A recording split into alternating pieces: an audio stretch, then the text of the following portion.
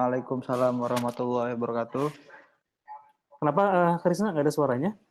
Waalaikumsalam warahmatullahi wabarakatuh. Suara siapa yang nggak ada? Suara siapa yang nggak ada? Suara saya? Bisa dengar suara saya nggak? Suara kedengaran Itu ada yang ngetik tadi, nggak ada suara. Siapa yang ngetik? Krisna sama Satria. Kedengeran nggak, Kris? Dek? Dek, suaranya kedengeran nggak? Saya ke Pak Horis kedengeran sama saya? Itu si Dede diem aja ya? Dari mana? Oh, Diki. Kris, kedengeran nggak, Kris? Suara kedengeran nggak? Kedengaran? Tuh, kok nggak ada suara?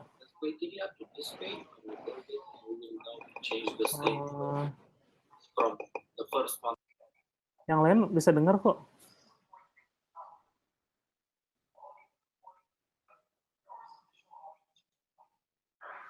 Yang bisa dengar siapa? Bisa saya. Kok aneh ya? Kenapa ya? Coba reload, refresh. Yang nggak bisa refresh. Coba Krisna log out dulu. Oke, udah. Bisa denger, Dek? Bisa Mas. Berarti harus keluar dulu kamu, ya benar. Oke, kita mulai aja. Siapa aja udah datang nih? Cepet aja kenalan kali dari siapa yang mau kenalan dulu, biar pada kenal. Yang kiri siapa nih? Diki. Ayo Diki. Ya udah Faris. Susah banget kok kenalan. Faris, mana nih Faris? Halo. Ini lah, kenalin dong, Riz. Cepet aja, Riz. Oh, Faris Maulana. Halo Faris. Product designer di Style Theory. Di mana nih? Jakarta, Bandung? Di Jakarta. Perusahaan dari Singapura, tapi yang basisnya yang lagi di Jakarta. Style Theory. Style Theory, ya. Oke. Anaknya dan Mas. The Style Theory ya? Enggak, styletheory.co. .co. Terus, Krisna? Oke, nama saya Krisna, UI designer dari Airi, Jakarta. Wih. Yes. Orang ini, Traveloka. Ih, keren. Ini yang setiap kali join kemarin juga Indra sama Dede, ya harus kenalin diri lagi ya, biar tahu. Waduh. Kalian yang nonton beda-beda nih. Terus siapa lagi nih? Mas Indra. Makan saya Indra. Saya sekarang kerja di kelas kita.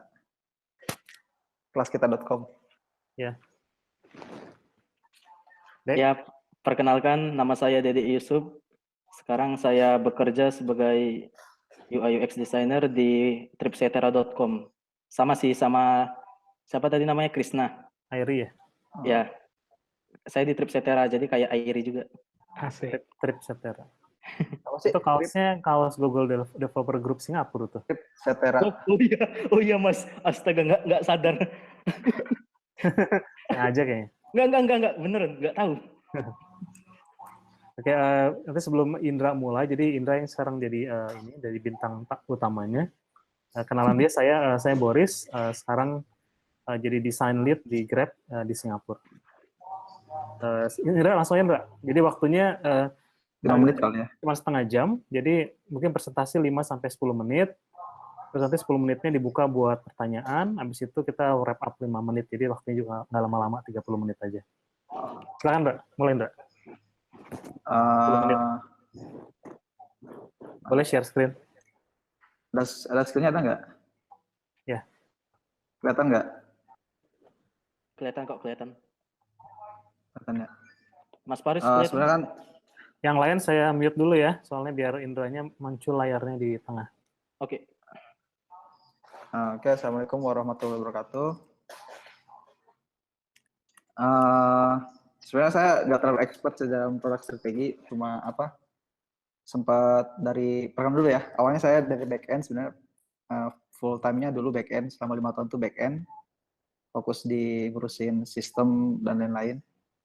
Nah terus karena kebutuhan di perusahaan, bukan perusahaan, kebetulan saya lagi jalanin startup di edukasi teknologi. Jadi selama 3 tahun itu nggak ada yang fokus ngurusin produknya. Kebanyakan bisnis ya bisnis standar sih, nggak apa namanya, nggak pakai teori-teori yang ada di luaran. Jadi saya cuma lihat apa namanya opportunity di depan mata aja. Ternyata pas fokus 6 bulan, sekitar 6 bulan di produk, setelah ketemu sama Kang Boris sih, pas ke Singapura, ada waktu ketemu sama Kang Boris, ngobrol-ngobrol, terus balik ke Indonesia, terus mulai explore tuh mengenai produk. Dari situ saya mulai baca-baca buku soal mengenai produk, terus strateginya seperti apa, terus pelajari beberapa produk startup yang ada sekarang yang sudah sustain. Apa yang menyebabkan mereka sustain? Apakah mereka karena apa namanya? Karena keberuntungan atau apa? Akhirnya saya cari tahu ternyata bukan soal keberuntungan, tapi ada teori yang mendukung mereka buat jadi sustain. Buku yang referensinya sih buat awalnya saya mau jelasin tentang habit forming dulu. Ada beberapa model sih, yang paling gampang itu dari Nir Eyal, terus saya juga sempat baca Don't Make Me Think, lalu Ray Steve yang udah apa namanya, udah pernah belajar tentang habit forming, skemanya, yang model hook-nya untuk habit forming. Jadi di step awal itu kan ada yang namanya trigger ya. Ada trigger eksternal sama internal. Si habit forming ini sebenarnya menciptakan sebuah produk itu seperti multivitamin. Akan si produk tanpa tahu efek ke si usernya tersebut. Jadi kayak kita minum vitamin lah, itu multivitamin. Kita nggak tahu efek yang sebenarnya langsung terjadi itu seperti apa. Yang penting kita makan aja dulu. Efeknya itu kerasa kalau misalnya lagi apa, kita masuk ke lingkungan yang penuh virus, kita nggak terkena. Nah itu salah satu contohnya. Nah Jadi sorry Ndra, mau buat ini dulu. Jadi kalau biar yang lain ada konteksnya. Jadi si habit forming ini tujuannya apa sih? Tujuan dari pakai metode ini buat apa sih gitu? Si habit forming tujuannya buat apa namanya? Buat conversion user sih sebenarnya. Stay tetap terus pakai. Tujuan si habit forming untuk itu sih. Jadi salah satu yang awalnya itu si habit forming tujuan untuk ngumpulin data, dari ngumpulin data kita improve, dari improve itu kita caranya si user itu tetap stay di produk kita. Si user itu selanjutnya setelah stay itu bagaimana caranya si user itu memakai produk kita secara berkelanjutan. Tujuan intinya sih seperti itu si habit forming ini. Ada yang menyanggah?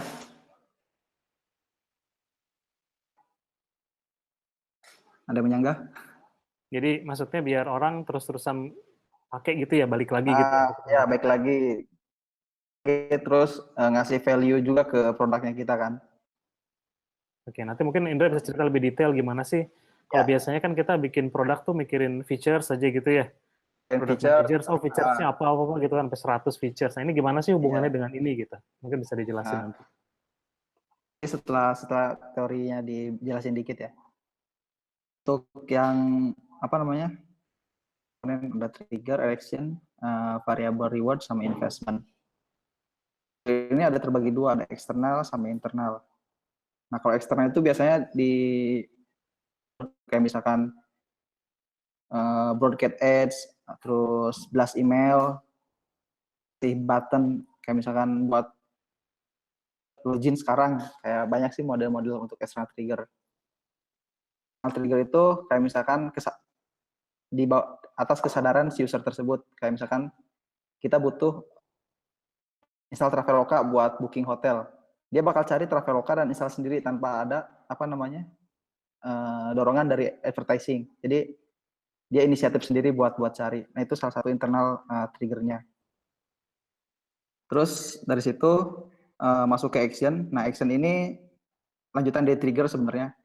Contoh kalau misalkan kita mulai dari, kalau misalkan ada internal trigger. Nah, si internal trigger misalkan si aplikasi ngirim broadcast kayak misalkan nge-broadcast promo Grab, si Grab promo potongan 10.000 misalkan. Nah, si trigger itu melalui dari blast notifikasi di si aplikasi. Pas user lihat notifikasi, ada dua kemungkinan, ada dia langsung close atau buka si promonya. Kalau misalkan dia udah buka promonya, dia masuk ke stage action.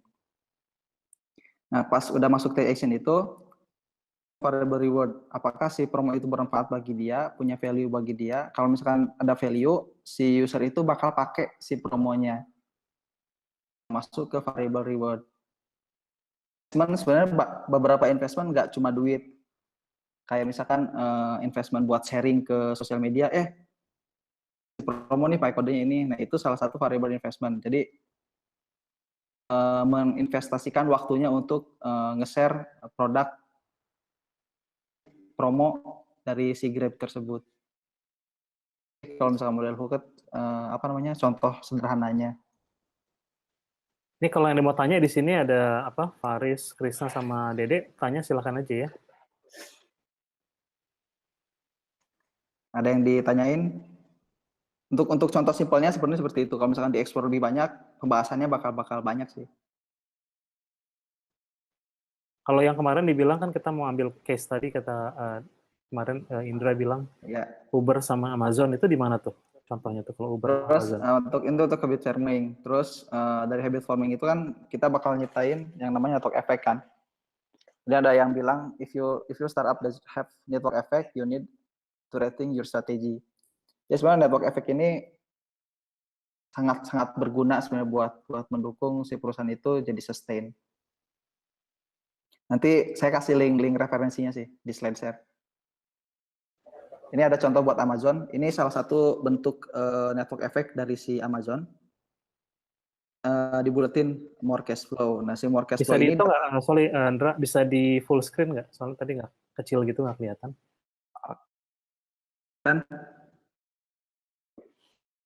Kelihatan nggak?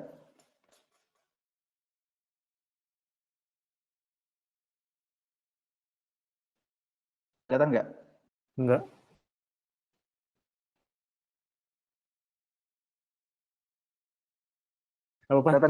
Lumayan kelihatan sedikit. Oke, kedengaran. Kedengaran kelihatan. Ada gimana sih? Kecium nggak dek? Astaga. Ya, Andra, lanjut lagi ya, si Dede masalah ganggu dia. Oke. Aduh, nggak bisa pakein lagi. Kursor. Ya udah boleh. Ya, Oke. kelihatan. Nah, ini salah satu contoh model network effect dari si Amazon. Si more cash flow ini dibuletin menjadi sumber untuk meningkatkan inovasi, terus kayak subsidi ke ke AWS dan lain-lain dari more cash flow ini. Nah, si more cash flow ini datangnya dari subscriber si Amazon Prime. Nah, dari si Amazon Prime ini kan ke si Amazon. Jadi sebenarnya bukan dari marketplace atau dari AWS. Itu dari Amazon Prime tersebut. Dari apa yang bisa didapatkan dari Amazon Prime, misalkan kayak subsidi free delivery, meningkatkan lebih banyak si subscribernya. Inovasi terbaru dari si Amazon, kayak misalkan drone dan lain-lain.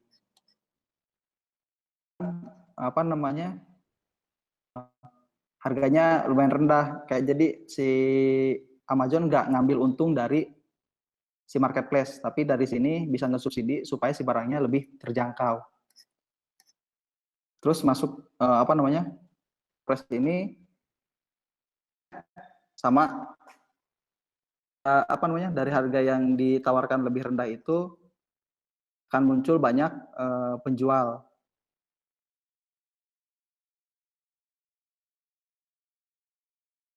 Halo? Masih. Oke. Dari apa? Nah, karena dia nggak subsidi dari hasil apa namanya, hasil penjual marketplace, margin dari si marketplace tersebut, dari si hasil cash flow si Amazon ini. Ini Ndra, Ya. jadi nyambung ke yang si habit forming-nya gimana sih network effect itu? Si habit forming kan dari masuk ke more subscription sebenarnya, Mas Boris. Ya kan dari sini kalau misalkan sudah apa, si konversinya udah bagus, kayak misalkan udah sering pakai, udah apa namanya, udah kita bisa ngembangin potensi yang bisa dikembangin dari si user tersebut. Butuhnya apa sih? Kan, oh ternyata dari data yang diambil itu kebanyakan user butuh free delivery-nya cepat dan lain-lain. Apa namanya, bisa meningkatkan, misalkan kalau misalkan free user, free delivery, kalau Amazon Prime, dia bisa dapat free delivery. Ini si user itu sih. Jadi si habit forming itu, kita ngambil data untuk demand-nya si user. Diciptain untuk jadiin network effect. Kalau misalkan apa urutannya. Oh, jadi urutannya dimulai kita harus bikin produknya dulu, yang bikin produk habit forming dulu ya. Jadi kalau yang Amazon Network efek itu lebih ke kayak bisnis modelnya gitu ya? Iya, sebenarnya si network ini apa namanya, bukan peningkatan ya. Kita ngambil opportunity dari si user yang kalau misalnya dikasih free, ternyata ada sesuatu yang diminta, tapi itu tidak kita kasih. Nah itu yang bisa kita jadiin buat jadi apa, pengembangan network effect. Jadi kita bisa ngambil cash flow tuh dari situ. Jadi untuk sebelum kita masuk ke network effect, produknya harus bagus dulu berarti kan? Harus bagus dulu, harus bagus dulu. Conversion-nya harus tinggi gitu ya? Harus tinggi, terus kita kasih ketika mereka misalkan subscribe atau apapun itu harus apa namanya, harus sesuai dengan kayak misalkan transportasi umum, kalau digambarin biasa nih pakai transportasi online, susah banget tuh cari driver online. Misalkan kita deposit berlangganan si Grab, dengan itu kita lebih mudah si sibuk, misalnya kayak gitu. Misalkan itu kan kalau jam sibuk cepat dapat driver sebenarnya. Kalau misalkan kita gambarkan, kalau bentuk network effect 100.000 atau 10.000 buat dapetin driver lebih cepat misalkan. Bisa dibikin kayak gitu sih kalau contoh ininya. Bisa dikasih lihat lagi nggak yang itunya tadi, yang si Amazon itu network effect-nya? Ini. Terus ini untuk Amazon. Nanti saya share deh si deck-nya. Mungkin lain kali bikinnya di Google Slides biar tinggal link aja. Oh iya. Untuk apa namanya?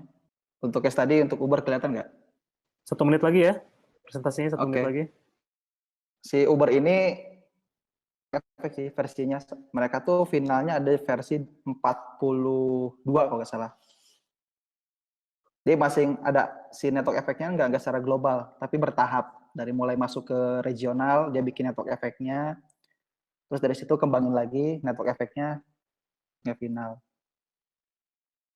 Nah ini untuk contoh sederhananya pada model pertama, ini lebih bukan ke opportunity sih, tapi lebih ke ngasih benefit antara si driver dan si usernya. Kayak misalkan dari cepatnya untuk nge-pick up, ngasih pick up, terus dari situ dari mode driver dulu. Dari si Uber ini mulai dari mode driver, jadi akuisisi driver terlebih dahulu, lihat si grafik coverage si lokasinya. Dari situ gimana caranya si user ini di pick up lebih cepat, peningkatan demand-nya. Terus keuntungan dari ini juga sesuai dengan demografik, dia juga bakal downtime si drivernya. Driver ini bakal lower price. Maksud lower price ini misalkan dari waktu, dari jarak, untuk jarak dari si driver ke si usernya itu lebih dekat, nggak jauh-jauh.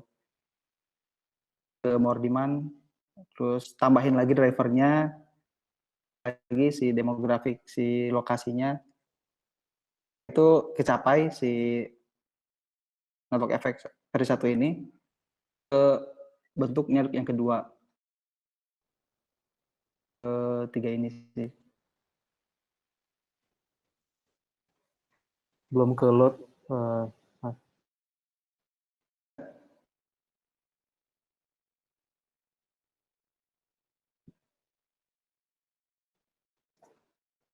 Sudah kecil sih, mungkin share aja kali ya. Ceritanya secara umum gimana?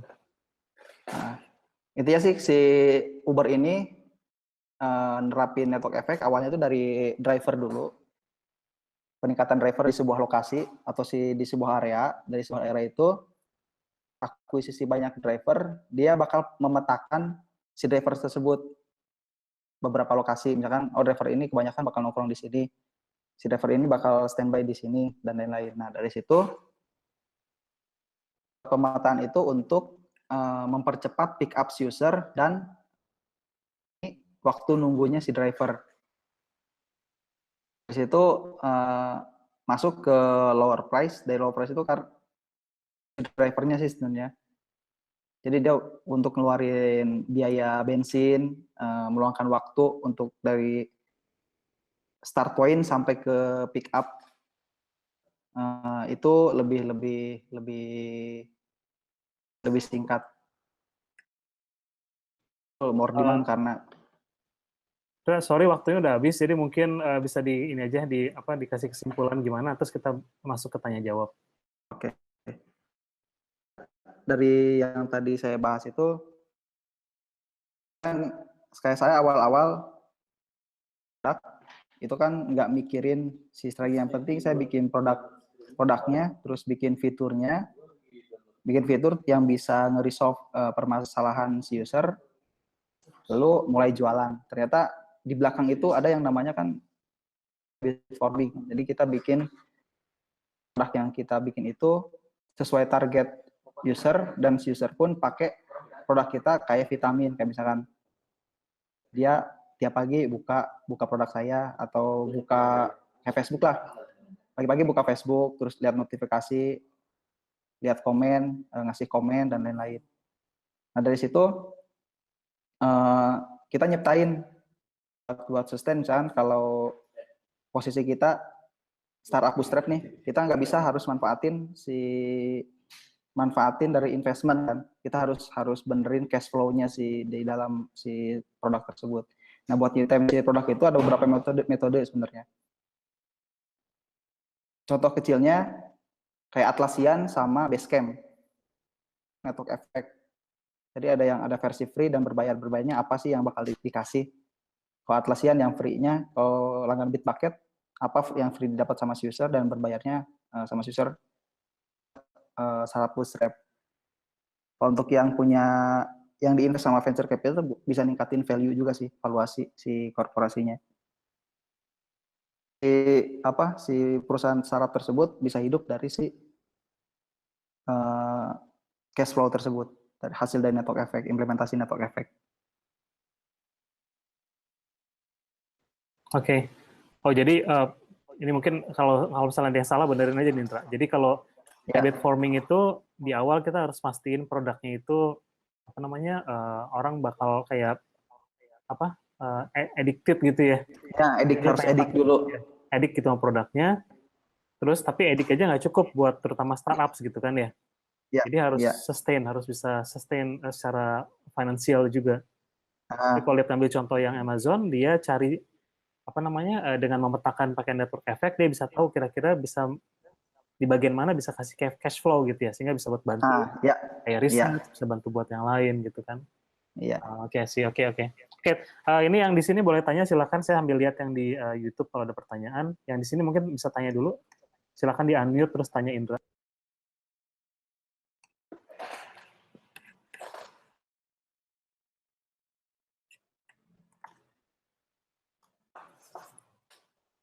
Dede atau Krisna, silakan. Atau Diki yang paling kiri tuh baru muncul. Mau tanya sama Mas Indra. Iya.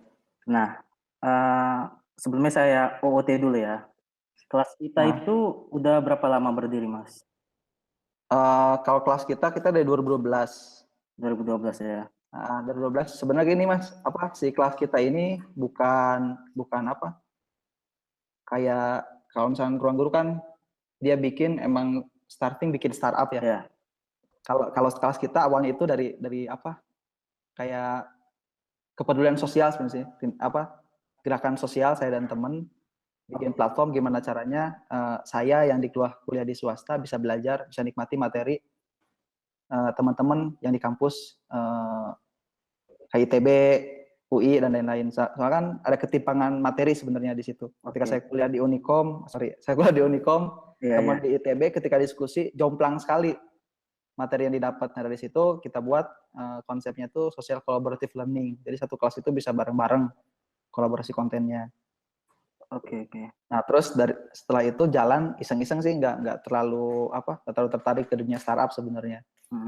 Iseng-iseng, terus di 2015 ada rezeki, akhirnya ya udah kita coba legalkan si kelas kitanya.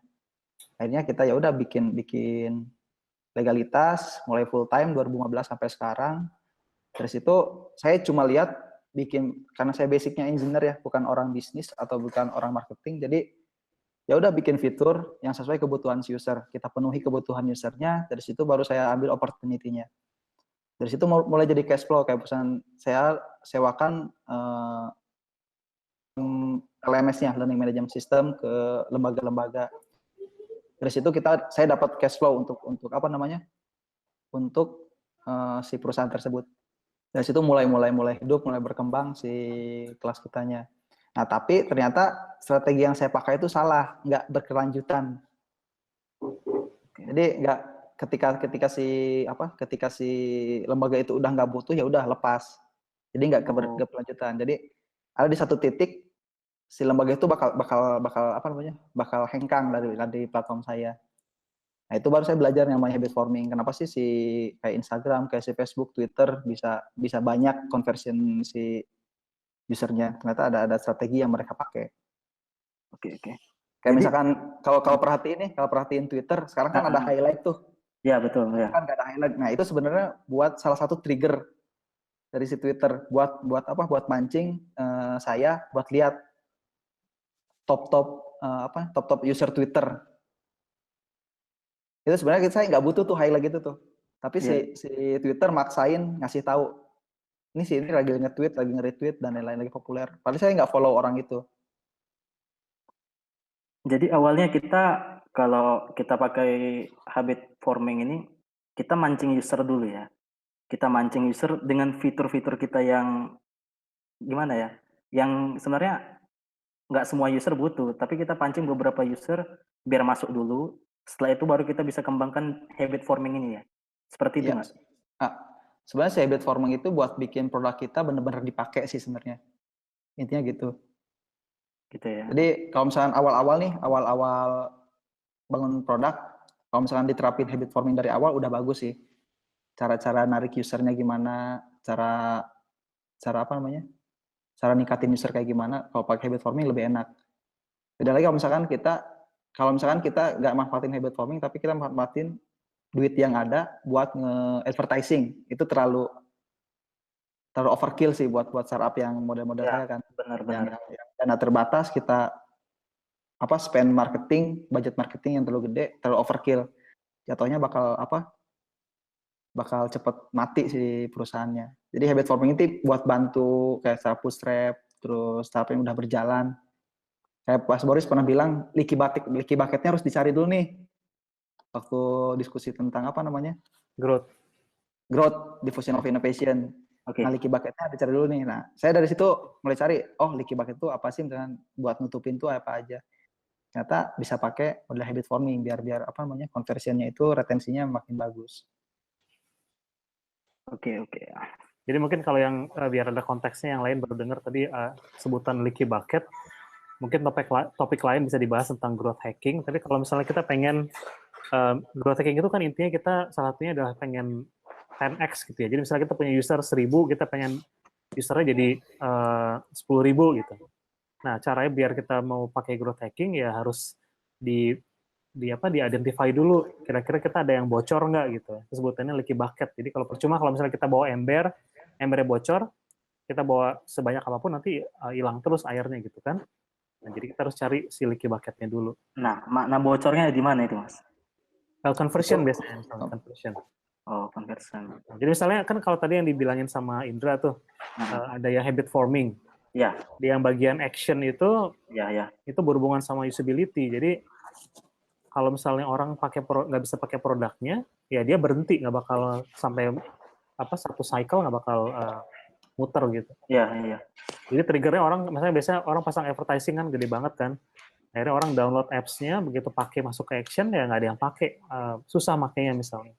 Akhirnya nggak muter cycle buat jadi habit forming-nya gitu. Jadi itu si leaky bucket-nya tuh. Di bagian bocornya itu harus dibenerin. Berarti ada baiknya sebelum kita masuk ke action, sebelum kita masuk ke habit forming ini, action dulu ya, sama user-user yang ya sebelum launch lah gitu, kita validation dulu sama user-user yang lain gitu. Bener nggak gitu? Bisa jadi sih. Kalau misalkan mau mulai kan itu ada step trigger ya. Iya. Step trigger. Nah, trigger itu bisa dipakai sebenarnya. Boleh aja sih misalkan kita ngebudgeting marketing gede di awal, misalkan. Iya. Tapi misalkan kita targetinnya buat sampai si user itu achieve di stage action atau sampai variable reward. Ya. Bisa aja kita misalkan kayak gitu, kayak tadi saya bilang kita spend budget marketing buat external trigger, ngepromoin si Grab ada diskon 10.000 misalkan tiap berapa kilometer. Nah itu kan udah pasti bakal ada mungkin berapa persen bakal masuk ke stage si reward kan, variable rewardnya. Iya. Tapi untuk masuk ke stage investment itu kita harus cari lagi tuh. Bisa aja misalkan mereka cuma sampai stage variable reward aja, si investmentnya mereka nggak mau. Mereka cuma pakai di awal aja karena ada bonus kan. Si pas masuk ke investmentnya mereka nggak mau. Nah itu harus ada leaky bucket juga di situ. Maunya nggak kenapa? Kemahalankah atau apa? Itu bisa dicari. Mungkin Bang Boris sih bisa lebih tahu. Itu mungkin bisa detail lagi nanti kali ya. Tapi emang tadi buat nambahin jawaban dari Indra udah mencakup semua. Bener 100 buat Dede Yusuf. Jadi emang di bagian action itu emang harus divalidasi dulu sehingga ya jadi action itu berhubungan sama usability gitu. Jadi produknya harus usable dulu sebelum orang bisa pakai terus-terusan. Jadi logiknya nggak mungkin orang kembali terus kalau ternyata pas dia datang sekali udah nggak bisa pakai gitu kan produknya. Benar. Nah, sebelum ini yang di sini nanya, ini ada pertanyaan dulu nih dari yang nonton, dari Ahmad Alimin. Mas Ahmad ya. Jadi Indra, ini ada pertanyaan Indra. Buat yang network effect, kalau satu entitasnya hilang, itu bisa jalan atau enggak gitu? Atau misalnya kumpulan entitas itu bisa dialihin ke entitas baru di dalam environment flow-nya? Ya itu contohnya kayak misalkan si Uber sih, mereka bikin beberapa contoh, beberapa versi network effect sebenarnya. Jadi si model network effect itu nggak harus fix, bisa berkembang sesuai dengan keadaan pas lagi berjalan. Ya, bisa aja dialihin kalau misalnya si entitas ini nggak masuk nih, bisa dialihin ke entitas lain. Jadi emang harus bikin kayak alternatif gitu ya, kayak jalan gitu ya, jadi ya. Ya. Network effect kan sebenarnya bisa banyak versi, nggak harus fix. Kita bikin network effect kayak gini harus dipakai sampai beres. Kita bisa bikin misalnya model-model awal nih, model versi pertama. Oh ternyata model pertama ada di ada entitas yang nggak jalan nih, ya kita perbaiki, bikin model versi 2. Terus nggak jalan lagi nih di entitas ini, berarti kita harus bikin versi yang ketiga dan seterusnya sampai bener-bener itu kepake si network effect-nya. Oke, ada pertanyaan dari yang di sini mungkin Krisna atau Diki.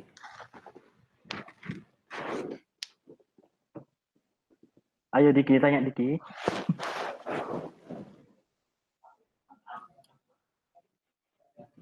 Sekarang kalau misalnya ini, Ndra, misalnya orang baru mau bikin startup. Nah, ini ditunggu nih. Jadi gimana tuh steps-nya, gimana supaya dari awal udah terencana gitu. Jadi bukan cuma mikirin kayaknya keren nih kalau bangun, kan kebanyakan kayak gitu ya. Atau misalnya saya mau bikin kayak Grab atau kayak Gojek gitu, jadi kayak latah gitu kan. Iya. Gimana nih dari awal nih biar udah terstruktur, bakal siap untuk pakai platforming sama network effect. Kalau yang harus dilakuin sih yang pertama bisnis kanvas ya, bikin model bisnis kanvasnya dulu. Terus market design. Market design-nya harus banyak sih ininya, kita harus belajar dulu si market design-nya. Kalau udah bisa market design baru kita mulai perlahan perlahan bikin si produknya sambil nerapin kayak misalkan awal fitur nih, gue pengen bikin aplikasi kayak Gojek yang bisa order misalkan. Udah kita bikin fiturnya awalnya dulu aja, ordernya aja dulu beresin, dari situ ningkatin buat narik usernya gimana, mulai pakai habit forming, pakai external trigger sama internal trigger. Misalnya external triggernya gimana caranya si external trigger ini bisa sampai achieve ke stage investment. Misal kayak Gojek misalkan ngasih referral, ngasih tahu orang sampai pakai, sampai ngeluangin waktu buat order, itu sampai stage investment sebenarnya. Terus sebenarnya produk itu nggak harus sempurna dulu sih. Yang penting kita penuhi dulu kebutuhan user yang banyaknya dulu. Sebenarnya yang paling butuh tuh dari order traveling, kayak Traveloka tuh kayak apa sih sebenarnya? Ya cuma lihat list harga pesawat, pilih pesawat sesuai, beli, ya udah, itu sampai itu. Itu pun kalau misalkan ada promo dan lain itu kan sebenarnya buat ngasih benefit ke usernya kan.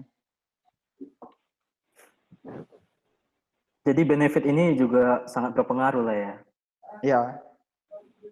Untuk mempengaruhi itu tadi ya, dia termasuk di reward tadi ya, benefit tadi ya. Ya, benefit sih salah satu si promo juga salah satu bentuk trigger sebenarnya sih.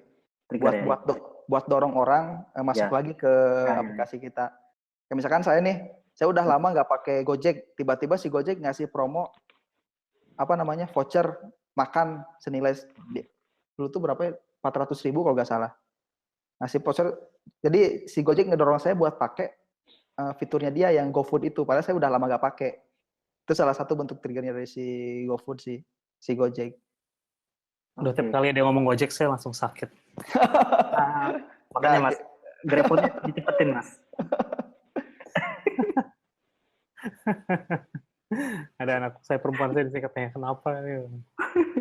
Sebenarnya kalau saya sih yang saya butuhin nih dari on demand service si transportasi ini, kalau misalkan si entah Grab, Gojek atau Uber bisa ngadain kayak instan booking. Misalkan saya di sini nih, lagi nunggu di halte, ada Gojek yang nganggur nih, orang Gojek atau Grab atau apa, saya bisa langsung scan barcode aja misalkan. Ya kan udah ada barcode. Itu. Apa? Grab udah ada. Belum barcode. Oke, sekalian saya promonya kalau gitu ya. Oh iya, bukan pakai Bluetooth ya. Grab itu punya namanya service Grab Now. Itu pakai Bluetooth. Krisna ketawa aja. Itu di Indonesia udah ada? Sudah ada. Pakai Bluetooth di Indonesia. Pakai Bluetooth itu. Yang Grab Now. Ada kalau pakai itu Google ini ya. Bisa pakai, jadi ada itunya, ada pakai kayak masukin pin segala macam. Iya. Tapi modelnya kayak udah Gojek aja. Ini trigger eksternal, ini trigger internal nih ya. Itu sudah ada itu, aduh, berarti kurang dikenal berarti. Ini nggak sengaja trigger internal ini. Eksternal promo. Tapi itunya lebih challenging, mungkin dibahas lain kali aja. Kenapa di Indonesia nggak terlalu? Ini ada pertanyaan satu lagi nih sebelum kita selesai gitu ya, dari Adam. Saya nunggu Krisna nih. Adam ini Ada Mardisa Smita ini salah satu ini nih, tech celebrity. Lagi nonton dia. Ya. Jadi, Mas Adam, Mas Adam. Oh, kalau belajar itu ya dari apa Mas namanya? Anesya, ya, yang game. Nah, yang Si jadi, saya share deh. Sebenarnya yang jadi Adam ini nanya kalau habit forming dari buku Hook, ya kan, yang Nir Eyal ya. Ya. Nah, terus dia tanya kalau yang network effect sama flywheel effect dari buku apa katanya? Dari mana bisa belajar gitu? si ada yang apa? Yang caranya buku yang dari Anu Hariharan. Nanti mungkin di-share bisa atau di Facebook bisa gitu ya. Ya. Nanti sama saya di-update di description YouTube-nya. Anu Hariharan sih ininya. Apa namanya? Si Anu Hariharan. Kayak nama orang Sunda. Anu Hariharan atau Anu Harimana gitu. Hariharan. Itu versi Indonesia atau versi Inggris itu? Batak deh. Nah, namanya kok Dede ini orang Medan. namanya kok Indonesia banget ya. Oh ya, si Anu Haran itu orang Y Kombinator sih. Ntar mungkin di-share ya, Andra. Ya. Jadi resource-nya di-share, biar nanti yang nonton atau yang nyusul bisa baca lagi gitu semuanya. Oke. Jadi sama saya di-update di description di YouTube-nya sama di Slack channel. Ada pertanyaan lagi nih dari yang sini? Kalau enggak, kita... Berarti Ya nih, si Adam komen, ada Grab Now sama Uber Hop ya. Grab Now udah ada, itu tadi yang buat kayak di Gojek itu di jalan bisa. Krisna ada pertanyaan nggak? Belum ada sih. Belum, oke deh. Oke. Oke, jadi itu dulu aja. Indra, ada yang mau ditambahin lagi nggak? Udah sih. Itu aja. Bisa ada yang nanya yang di Bandung sih. Soalnya kan kebanyakan kalau meet up apa yang diskusi soal produk strategi jarang-jarang banget ya. Nggak apa namanya. Pengennya gitu kayak startup kecil yang baru mulai, nggak yang modelnya bootstrap kayak gitu kan, alangkah baiknya gitu di-share buat produk strategi. Kayak saya misalkan saya cuma tahu ya dari baca-baca, terus lihat-lihat artikel, lihat-lihat apa namanya presentasi orang di YouTube. Dari situ aja sih mulai belajarnya. Tapi secara kelompok kayak komunitas buat produk strategi kayaknya nyembunyiin masing-masing gitu.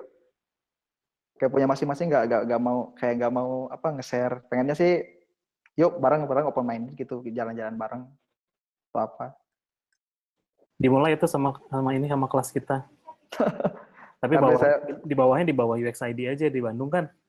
Ya, ntar saya bikin deh meetupnya buat ini. Kan di Slack ada tuh sebenarnya tuh kalau kita lihat di Slack channel-nya. Kalau yang belum tahu kita ada Slack channel UXID. Itu ada di UXID-nya itu ada channel ini produk kalau nggak salah. Product management. Itu bisa mungkin di sana buat awal gitu, atau langsung di Bandung aja, ntar dikasih apa, di share ke yang lain gitu, direkam di share ke yang lain biar yang lain pada tahu gitu, Ndra. Ya. Ntar kontak aja sama itunya lah pengurusnya kayak si Bayu Bagja sama kawan-kawan di Bandung. Jadi tiga materi ini berhubungan kali ya saya lihat. Tadi ya. Empat lah ya, sebenarnya. Dari mulai desain sprint, kemudian dari habit forming, terus tadi ada flywheel, terus satu lagi tadi apa? Network effect itu. Network effect. Ini kayak apa ya? Kayak packaging yang bagus banget gitu. Setuju. Ya kan? Ini empat ini kalau di package dan betul-betul dipelajari, ini luar biasa ini. Ini bisa menciptakan startup yang imbangi perusahaan Krisna nih. Sama perusahaan Mas Boris. Amin. Yang penting bisa perusahaannya bukan cuma bikin kayak diri sendiri, tapi bisa impact-nya luas ke orang banyak gitu ya. Nah ya, benar sekali. Mulai dari itu dulu ya, jangan buat bikin kayak diri sendiri. Iya. Oke, gitu aja. Indra, makasih banyak ya udah sharing. Mudah-mudahan bisa jadi pembuka buat belajar lebih banyak lagi, karena sama tadi ini bilang, jarang yang sharing, jadi orang nggak tahu bahwa misalnya hal itu ada. Kayak sekarang aja saya baru tahu tentang network effect gitu, walaupun mungkin cara nggak sadar ngelakuin tapi nggak terstruktur gitu. Jadi Saya malah jadi kepikiran banyak ini nih, ide menarik ini buat didiskusiin besok di kantor. Wah, mantap. Di-share Mas Boris. Di-share ya, harusnya di-share gitu. Indra aja waktu datang ke Grab, saya kasih semua ini tips-tipsnya semua tentang growth hacking semua produk. Oke. Udah bisa nih. Nah, boleh main ke ini yang ke kantor baru Grab, soalnya gedungnya baru, bagus. Boleh main. Kapan, Ndra? Bilang aja, Ndra. Yuk, barengan. Yang mana ya? Jakarta atau yang di mana? Yang di Singapura? Singapura aja. Oke. Biar bermalam di rumah Mas Boris. Tadi saya ngecek tuh ada pertanyaan lagi nggak? Kelihatan nggak ada? Oh, ini ntar sebentar lagi nih. Ada ya? Oke. Bentar ya. Ini dari Aldi nih, pertanyaannya nih.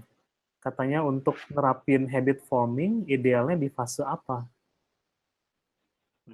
Di fase awal sebenarnya, fase awal-awal bikin. Itu kan internal trigger itu buat narik user kan sebenarnya. Banyak mungkin dari external trigger itu.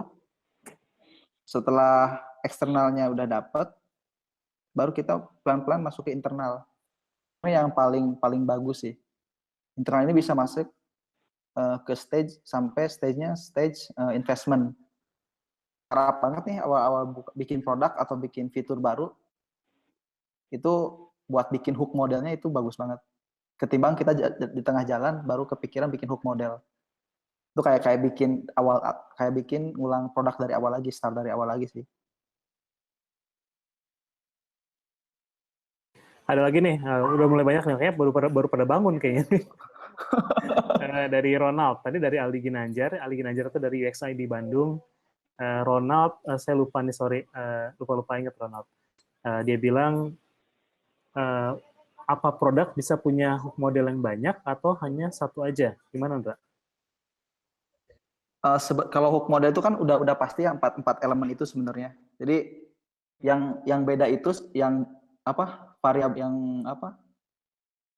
Sebenarnya yang banyak modelnya itu kan inti teorinya kan habit forming kan sebenarnya. Nah, model-modelnya itu banyak. Yang paling gampang diterapkan itu sebenarnya yang hook model. Jadi masing-masing misalnya kita mau bagi hook modelnya per fitur atau per produk, itu bisa diterapin. Kan teori utamanya kan habit forming sebenarnya. Yang paling populer itu yang gampang dipakai dan dipahami ya hook modelnya itu. Jadi bisa ada beberapa jadi kesimpulannya ya? Ya. Oke. Jadi ini nanti kalau mau ada pertanyaan silakan bisa langsung tanya di Facebook group UXID, ramein gitu ya biar banyak yang diskusi, mulai rame lagi. Ini ada satu lagi sebelum kita selesai. Ini kalau ini pesan sponsor dari Bayu Bagja.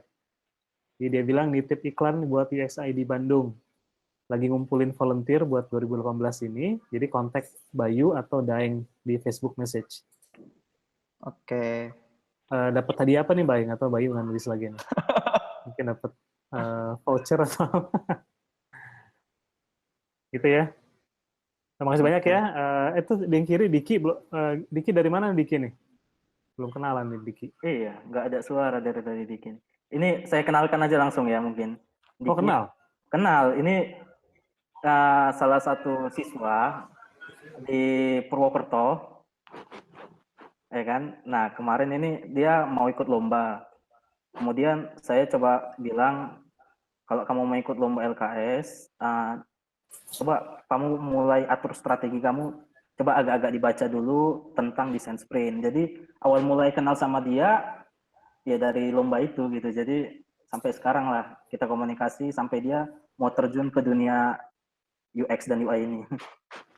Hati-hati terjunnya jangan terlalu tinggi, ntar sakit ya. Iya. Jadi asal Diki ini dari Purwokerto sih. Oh yes. Masih siswa. Selamat datang Diki, mudah-mudahan lancar proyeknya. Iya. Oke, gitu dulu. Makasih banyak. Jadi nanti kalau mau diskusi bisa langsung, terutama startups yang dari awal gitu ya, Andra ya, biar nggak salah atau nggak biar lebih, terutama yang bootstrap. Jadi alokasi dananya juga nggak asal main, wah kita promo aja gede-gedean gitu kan ya. Iya, kayak gini kan masalahnya.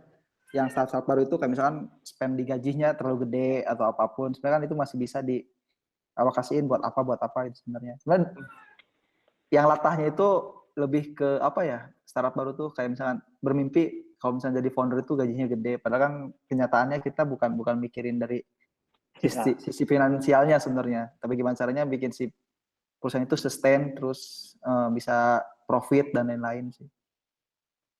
Jadi terlalu bergelimang gitu sih yang sekarang muncul.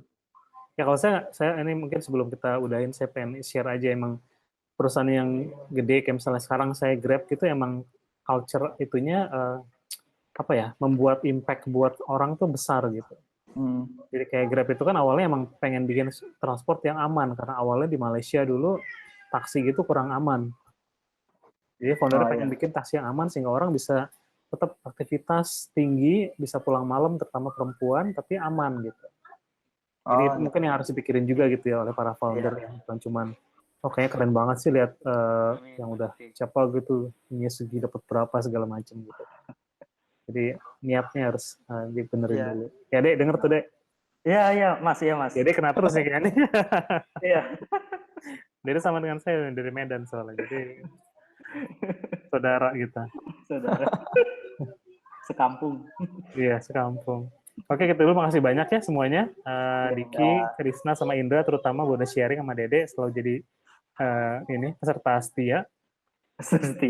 Nah, topik yang selanjutnya nanti yang keempat, ini kan ketiga nih tentang topik yang keempat itu targetnya bakal lebih banyak buat mahasiswa sama buat yang baru fresh graduate. Jadi topiknya lebih ke gimana sih mulai belajar UX design, terus gimana bisa nanti yang bicara tim member saya,